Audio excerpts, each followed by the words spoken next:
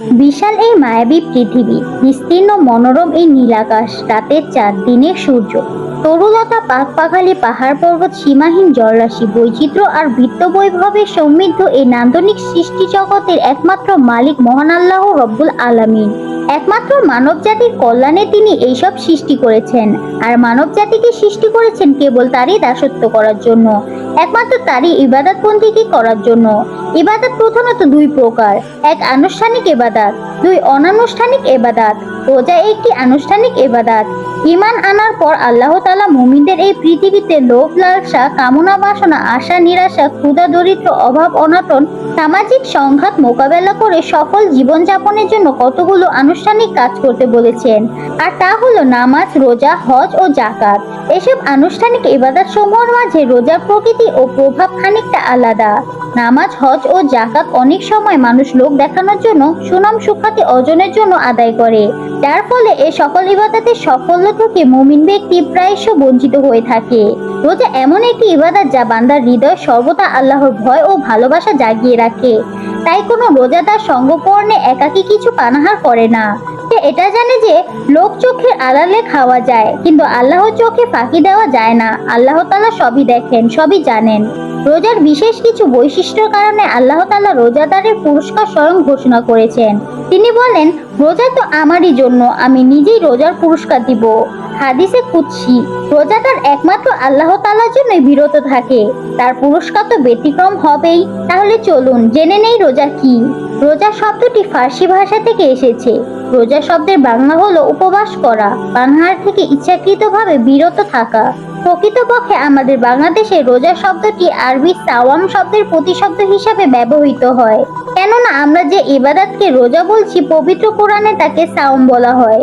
সাওম শব্দের বাংলা হলো বিরত থাকা বা বিরত রাখা। রোজাদার যেহেতু রোজার কারণে কতিপয় হালাল কাজ থেকে বিরত থাকে, তাই রোজাকে সাওম বলা হয়েছে।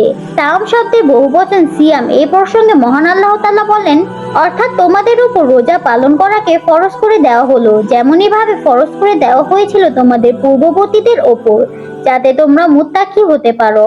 আল্লাহ তাআলার সন্তুষ্টি লাভের ইচ্ছায় ফজরের নামাজের সময় শুরু হওয়া পূর্ব থেকে সূর্য অস্ত যাওয়া পর্যন্ত সব রকমের পানাহার ও যৌন তৃপ্তি লাভ থেকে বিরত থাকাকে রোজা বলে।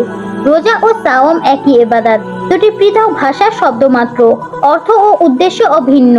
আপনি রোজা বলুন অথবা সাওম বা সিয়াম বলুন, প্রত্যেকটি ভাষা ও পরিভাষা আল্লাহর সৃষ্টি এবং প্রত্যেকটি ভাষায় তিনি বোঝেন। রোজা যেহেতু আনুষ্ঠানিক ইবাদত, সেহেতু রোজার আনুষ্ঠানিকতা সম্পূর্ণ করতে হবে। এমন 5টি কাজ সম্পাদন করলে রোজার আনুষ্ঠানিকতা পূর্ণ হয়ে যায়। যেমন 1. রোজা রাখার নিয়তে ভোরবেলায় সেহারি খেতে হবে। 2. সূর্য অস্ত যাওয়া পূর্ব মুহূর্ত পর্যন্ত সব রকমের পানাহার থেকে বিরত থাকতে হবে। 3. সেহারি গ্রহণের পর থেকে ইফতার গ্রহণের পূর্ব পর্যন্ত স্ত্রীর সাথে যৌন সঙ্গম থেকে বিরত থাকতে হবে। 4. অন্য কোনো নারী বা পুরুষের সাথে অযথা নিজে নিজে যৌনাচার করা থেকে বিরত থাকতে হবে। 5. সূর্য অস্ত যাওয়ার সাথে সাথে ইফতার গ্রহণ করতে হবে। এই কাজগুলো যথাযথভাবে সম্পাদন করতে পারলে বুঝতে হবে যে শরীয়তের দৃষ্টিতে ব্যাহত আপনার রোজা হয়ে গেছে। আপনি রোজার আনুষ্ঠানিকতা যথাযথভাবে শেষ করতে পারলেন। এই কাজগুলোর মধ্যে 3টি কাজ করা ফরজ। কাজ 3টি হলো: 1. মনে মনে রোজা পালনের ইচ্ছা করা। 2. দিনের বেলা পানাহার থেকে বিরত থাকা। 3. সেহারি পর থেকে সূর্যাস্ত পর্যন্ত স্ত্রী কিংবা অন্য কারোর সাথে যৌনাচার করা থেকে বিরত থাকা। এই 3টি কাজের কোনো একটি ব্যতিক্রম করলে আপনার রোজা হবে না, আর অবশিষ্ট 2টি কাজ করা সুন্নত। কাজ দুটি হলো: 1. সাহরি খাওয়া, 2. ইফতার করা। এই দুটি সুন্নত হলেও এর সাংস্কৃতিক গুরুত্ব ও মর্যাদা অনেক বেশি, কারণ ইহুদি নাসারা সম্প্রদায়ের লোকেরা রোজাকালে সাহরি গ্রহণ করে না। ইফতার ও সাহরি মুসলমানদের রোজার অলংকার, এগুলো বাদ দেওয়া চলবে না। তবে সঙ্গত কারণে কোনো মুমিন ব্যক্তি যদি সাহরি খেতে না পারে, যথাসময়ে ইফতার করতে ব্যর্থ হয়, তবুও তার রোজার